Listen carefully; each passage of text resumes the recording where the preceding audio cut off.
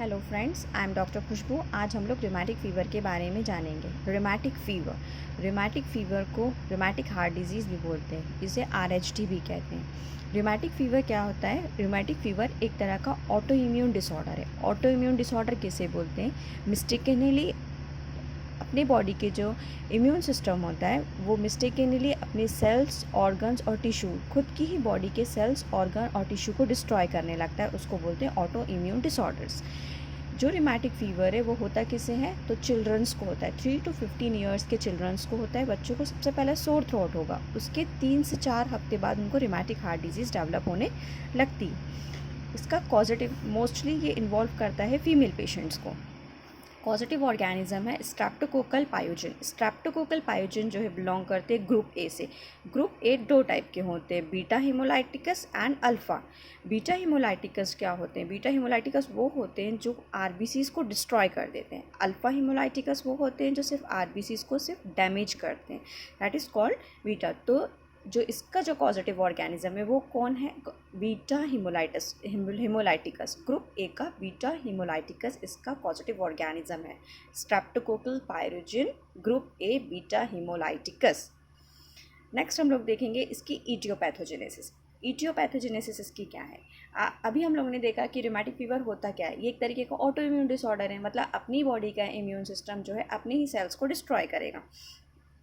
तो इसमें होता क्या है? These antibody cross react with human tissues because of the antigenic similarities between streptococci component and the human connective tissues.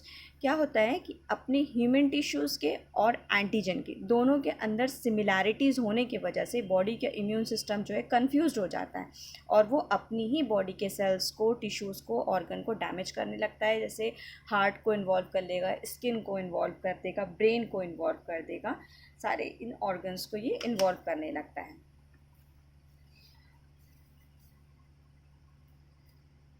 हम लोग देखेंगे इसके क्लिनिकल फीचर्स देखेंगे तो पेशेंट में क्या होगा। सबसे पहले हार्ट का इन्वॉल्वमेंट होता है। हार्ट इन्वॉल्वमेंट होगा तो हार्ट में दो चीज़ का कॉज करता है, एक तो कार्डाइटिस, कार्डाइटिस, पेनकार्डाइटिस। पेनकार्डाइटिस क्या होता है? सपोज ये हार्ट है,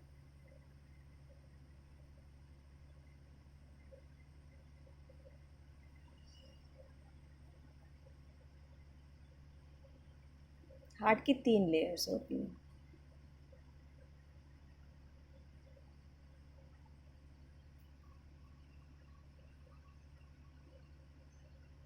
एंडोकार्डियम, मायोकार्डियम एंड पेरिकार्डियम।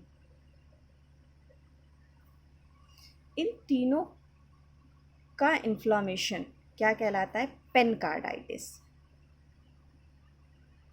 मतलब जो पेशेंट्स होगा इनमें उनको पेनकार्डाइटिस होगा। तीनों हार्ट की तीनों लेयर्स का इन्वॉल्वमेंट करेगा, इनको इन्फ्लामेशन, इनमें इन्फ्लामेशन कॉज कर देगा। और क्या करता है? मिट्रल वॉल्व का रिगर्जिटेशंस भी करता है।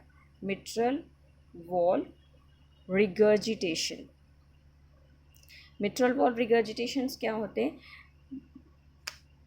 जो ये वॉल्व रहते हैं, ये वॉल्व में ब्लड नीचे की तरफ ना जाके अपोजिट उल्टे तरफ जाना, दैट इज़ कॉल्ड रिगर्जिटेशन। तो ये मिट्रल वॉल्व में होने लगता है ये रिगर्जिटेशंस। मिट्रल वॉल्व को क्योंकि इन्फ्लेम कर देगा, जब ये वॉल्व इन्फ्लेम कर देगा तो यहाँ पे रिगर्जिटेशन होने लगेगा। वहीं पे एस्कॉफ बॉडीज़ भी मिलती है इसके अंदर। इसकी जब पैथोलॉजिकल फाइंडिंग करेंगे तो आपको इसके अंदर एस्कॉफ बॉडीज़ मिलेगी, लार्ज मोनोसाइट्स मिलेंगे। Large monocytes that is called and Anitschkow cells. Anitschkow cells इसके अंदर प्रेजेंट होती है ना। फाइब्रिनस डिपोजिशन हो जाता है इसके अंदर। फाइब्रिनस डिपोजिशन जिसको कहते हैं मैक्यूलेंस पैच, मैक्यूलम्स पैचेस। और मिलता है सीरोफाइब्रिनस पेरिकार्डाइटिस। सीरोफाइब्रिनस पेरिकार्डाइटिस क्या होगा? सपोज जैसे ये हार्ट है, हार्ट की लेयर्स होती हैं, तो ये एंडोकार्डियम हुआ, ये मायोकार्डियम हो गई और ये पेरिकार्डियम हो गई। तो पेरिकार्डाइटिस, इससे आपको पता चल रहा होगा कि इसका इन्फ्लामेशन है ये पेरिकार्डियम का। पेरिकार्डियम की भी दो लेयर्स होती है, एक विसरा से जुड़ी हुई है विसरल लेयर, और विसरा से जो दूर है मतलब जो ऑर्गन से जुड़ी होती है उसको बोलते हैं विसरल पेरिकार्डाइटिस, और जो ऑर्गन से बाहर है वो है पैराइटल पेरिक।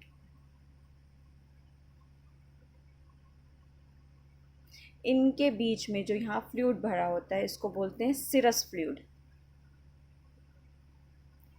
लेकिन इस सिरस फ्लूइड में क्या होता है, फाइब्रस का डिपोजिशन होने लगता है, फाइब्रस का डिपोजिशन होने लगता है, इसको कहा जाता है serofibrinous pericarditis. In place of serous fluid, fibrinous material deposited on that surface area called serofibrinous pericarditis. Next क्या इन्वॉल्व करता है, ये इन्वॉल्व करता है जॉइंट्स को। जॉइंट्स में क्या इन्वॉल्व करेगा, ये लार्ज जॉइंट को इन्वॉल्व करता है। मेनली किसे इन्वॉल्व करता है, लार्ज जॉइंट्स को। माइग्रेटिंग पॉली आर्थराइटिस,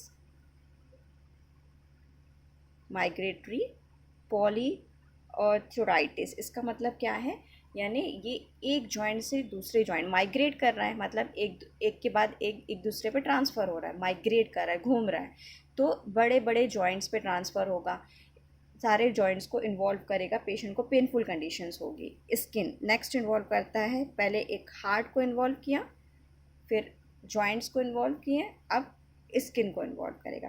तो स्किन में क्या करता है, एराइथीमा मार्जिनेटा, एराइथीमा मार्जिनेटा और स्नेक लाइक अपीयरेंस हो जाता है पेशेंट का। एराइथीमा मार्जिनेटा मतलब मार्जिन से रेडनेस हो जाती है पेशेंट को, स्नेक लाइक अपीयरेंस लगने लगती है।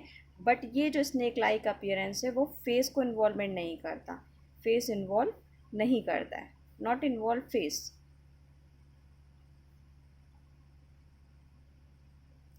फेस नॉट इन्वॉल्व, पेशेंट की स्किन जैसे लगने लगती है, स्किन जो है स्नेक की तरह लगने लगती है, स्नेक लाइक स्किन। दूसरा इन्वॉल्व करता है सब क्यूटेनियस नोड्यूल्स को। किससे इन्वॉल्व करता है, सब क्यूटेनियस नोड्यूल्स होते हैं जो कि नॉन पेनफुल होंगे और नॉन टेंडर होंगे, इनमें कोई दर्द नहीं होगा, सिर्फ बॉडी में नोड्यूल्स फॉर्म हो जाएंगे ना।